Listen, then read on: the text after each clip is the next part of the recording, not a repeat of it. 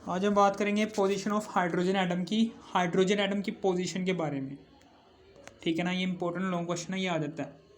ठीक है ना, यानी कि हाइड्रोजन एटम है ना, उसकी पोजीशन के बारे में बात करने जा रहे हैं। ठीक है, यहाँ पर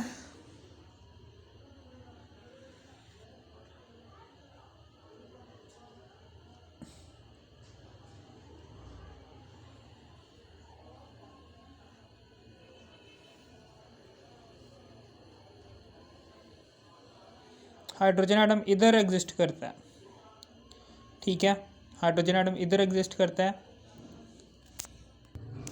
हाइड्रोजन एटम इधर एग्जिस्ट करता है, इधर।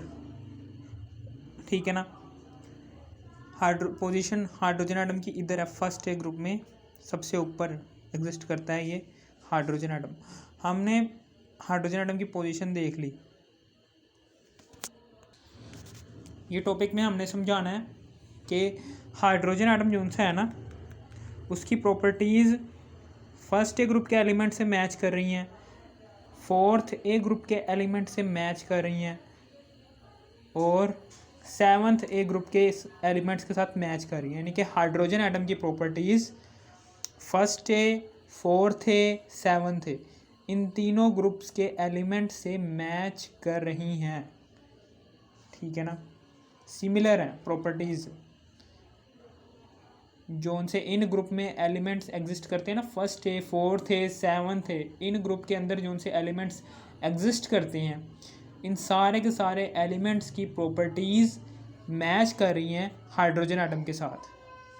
ठीक है, सबसे पहले हम हाइड्रोजन एटम की फर्स्ट ए ग्रुप के साथ, फर्स्ट ए ग्रुप के अंदर जो उनसे एलिमेंट्स एग्जिस्ट करते हैं ना, उन सारे के सारे एलिमेंट्स की प्रॉपर्टीज़ का तयन करेंगे हाइड्रोजन एटम की प्रॉपर्टीज़ के साथ। ठीक है ना, इनमें सिमिलैरिटीज़ क्या हैं और इनमें डिफरेंसेस क्या हैं। ठीक है, अब हम उसके बाद यहाँ पर फर्स्ट ए ग्रुप लिखेंगे कि फर्स्ट ए ग्रुप के अंदर सोडियम लिथियम जैसे एलिमेंट्स आते हैं, यानी कि हाइड्रोजन एटम है, हाइड्रोजन एटम के नीचे ही सोडियम, लिथियम, पोटाशियम, रुबिडियम, जो भी हैं ये आते हैं सारे।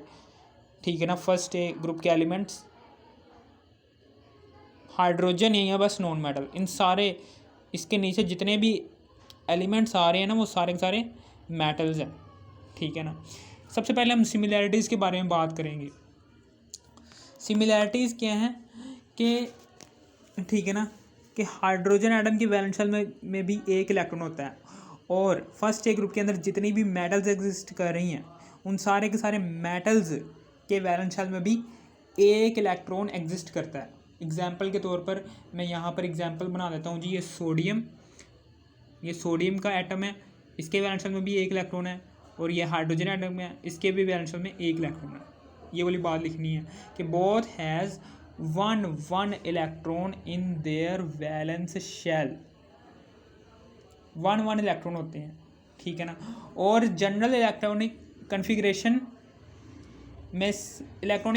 में, सेम क्या चीज़ होती है कि इलेक्ट्रॉनिक कन्फिग्रेशन में एस ऑर्बिटल जो सा होता है ना, वो सेम होता है। यानी कि हाइड्रोजन एटम की इलेक्ट्रॉनिक कन्फिग्रेशन देख लो यहाँ पर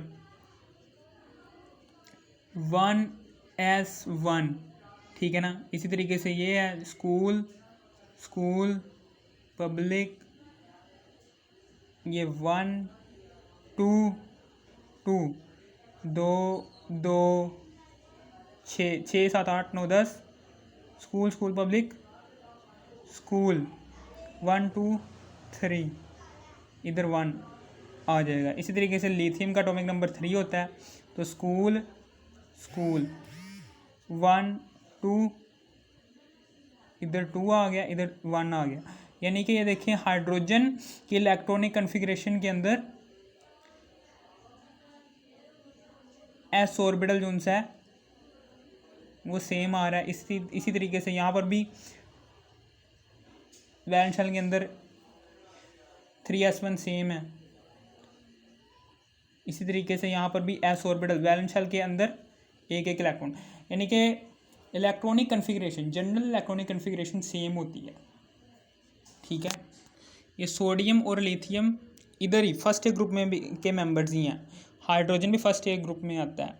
ठीक है ना, इन सारे के सारे फर्स्ट ए ग्रुप के अंदर जितनी भी मेटल्स एग्जिस्ट करती हैं उन मेटल्स की इलेक्ट्रॉनिक कन्फिग्रेशन के आखिर में S1 आएगा। n ये नंबर कुछ भी हो सकता है, ठीक है ना, इसकी जगह आप लिख लो n, ये नंबर बस चेंज होगा, बाकी s ऑर्बिटल के ऊपर 1 लाजमी आएगा, ये इलेक्ट्रॉनिक कन्फिग्रेशन सेम ही रहेगी, ठीक है ना, समझ आ गई। ये वाली बात लिखनी है कि both has same general electronic configuration NS1, ठीक है।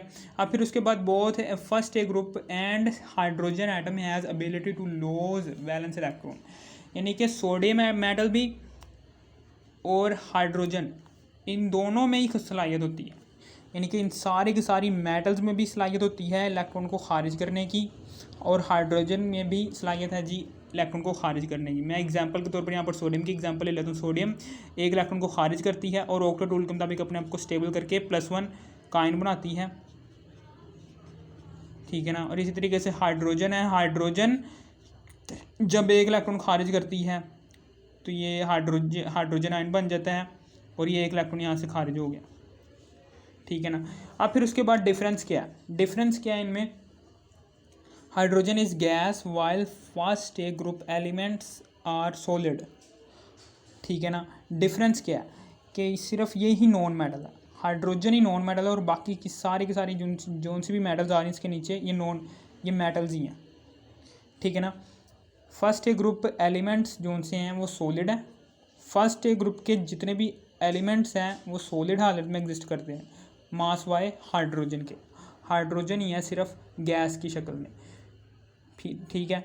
और hydrogen atom can gain electron, hydrogen atom जो सा है वो हासिल करता है electron, while other member of first A group can not gain electron, ठीक है ना, समझ आ गई। यानी कि मेटल में सलाहियत होती है सिर्फ और सिर्फ इलेक्ट्रॉन देने की, ये बस इलेक्ट्रॉन दे ही सकती हैं मेटल्स, ये इलेक्ट्रॉन हासिल नहीं कर सकती, जबकि हाइड्रोजन क्या करता है, ये अपने आप को डुप्लीकेट रूल के मुताबिक स्टेबल करने के लिए दे ही सकती हैं, बस ये काम वो कर सकती हैं मेटल्स, ये काम नहीं कर सकती मेटल के एक इलेक्ट्रॉन ले लिया, ये वाला काम नहीं हो सकता, जबकि ये वाला काम हाइड्रोजन करता है। हाइड्रोजन जब एक इलेक्ट्रॉन लेता है तो ये बन जाता है हाइड्रोनियम आयन, ठीक है, इस तरीके से डुप्लीकेट रूल के मुताबिक अपने आप को स्टेबल कर लेता है, ठीक है ना, डुप्लीकेट रूल के मुताबिक ये स्टेबल हो गया।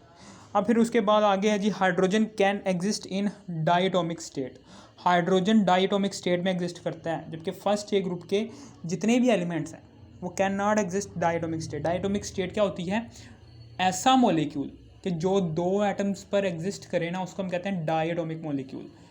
फॉर एग्जांपल हाइड्रोजन है, सोडियम क्या इस तरह से एग्जिस्ट करता है, नहीं, लिथियम का इस तरह से एग्जिस्ट करता है, नहीं, सिर्फ और सिर्फ हाइड्रोजन ही कर सकता है, हाइड्रोजन ही डायटोमिक स्टेट में एग्जिस्ट कर सकता है, जबकि सारी की सारी metals not exist in diatomic state. अगर आपको इस वीडियो की तरह से भी थोड़ी सी भी समझ आ गई, इस वीडियो कर दो लाइक और सब्सक्राइब और शेयर भी कर देना। थैंक्स फॉर वॉचिंग मी, ठीक है ना।